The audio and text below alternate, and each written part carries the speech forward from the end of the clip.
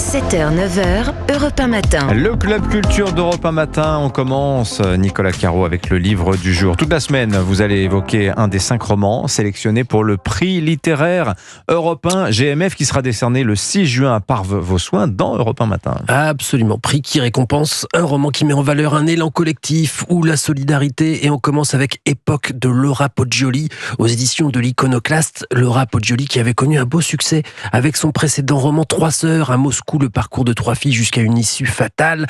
Elle revient avec ce roman rien à voir qui se passe dans un centre d'addictologie. Donc pour soigner les dépendances, à quoi? La drogue? La dépendance oui, mais la drogue ce sont les écrans, l'addiction aux écrans, au numérique des jeunes gens incapables de se défaire de leur téléphone portable, mais pas comme tout à chacun qui se dit je passe trop de temps à regarder Instagram, c'est pas bien. Des addictions terribles et handicapantes au même titre qu'une addiction à une drogue chimique. Et donc l'héroïne, la narratrice est en stage dans un centre d'addictologie et elle observe, il y a Lou, 10 ans tout juste, qui passe la nuit sur son téléphone. Elle a déjà un téléphone, oui, les parents eux-mêmes sont hypnotisés, mais elle a d'autres troubles et il ne suffit pas de dire évidemment interdiction du téléphone, ce serait trop facile. Il y a Jessica, 19 ans, alors bon, addiction aux drogues classiques et au téléphone. Il y a Agathe aussi, ou Lana et d'autres. Non, c'est un documentaire. Ça y ressemble parfois, mais c'est un roman et ce qui est très bien fait, c'est comment Laura Poggioli décrit la difficulté de saisir le problème, les subtilités, c'est pas seulement l'envoûtement des vidéos YouTube qui conduit là, évidemment, ce sont tous les traumas, les problèmes psychologiques qui étaient déjà là. Et puis ensuite, alors beaucoup plus roman, ensuite, la narratrice raconte son histoire avec un sale type, un médecin, avec qui les choses se sont très mal passées. Mais je vous laisse lire ce portrait d'une époque. Époque, c'est donc le titre du roman de Laura Poggioli qui est en course pour le prix littéraire européen GMF, celui de demain. C'est la dernière porte. Écoutez, on a d'y être. Merci beaucoup Nicolas Caro, signature Europe 1 vous aussi. Héloïse Goua, la série de la semaine à présent, série française, ça se passe en Irak, ça s'appelle Cœur Noir. Une nouvelle saison débarque sur Amazon Prime Video. Oui, excellente et palpitante série de guerre avec Nicolas Duvauchel, Nina Meurice, Thierry Godard. La première saison est passée sur France 2 l'année dernière. Alors Cœur Noir, c'est la toute première série française sur les forces spéciales. Elle bénéficie d'ailleurs du soutien du ministère des Armées et ça c'est très rare.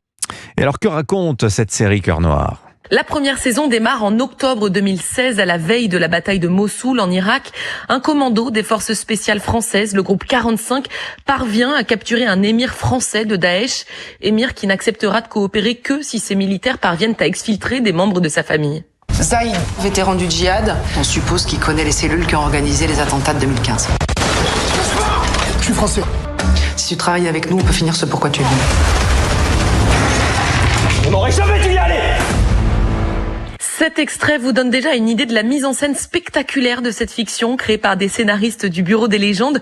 Ce qui frappe le plus dans cette série, c'est le réalisme époustouflant des opérations. J'ai demandé à l'un des acteurs en tête d'affiche, Jérémy Nadeau, comment on se préparait pour un tel rôle de soldat d'unité d'élite.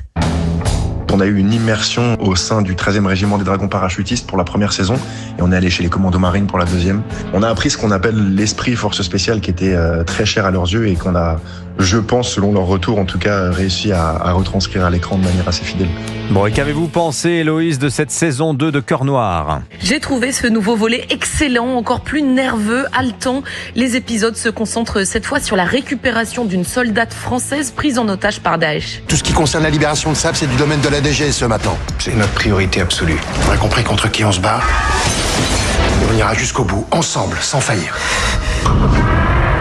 Ne prévoyez pas de choses importantes avant d'attaquer les 6 épisodes de cette saison 2. Vous les enchaînerez d'une traite. Et si vous ne connaissez pas encore Cœur Noir, il vaut mieux commencer par la première saison. Vous m'en direz des nouvelles parce que je vous assure que cette fiction de guerre n'a rien à envier aux plus grandes productions américaines. Voilà, Cœur Noir. Anissa Dadi, vous avez adoré, vous. S'il y a un terme plus fort qu'adorer, c'est ce que je choisis. Non, c'est vraiment une excellente série, Cœur Noir. Voilà, c'est sur Prime, la plateforme d'Amazon. Merci, Héloïse Goua.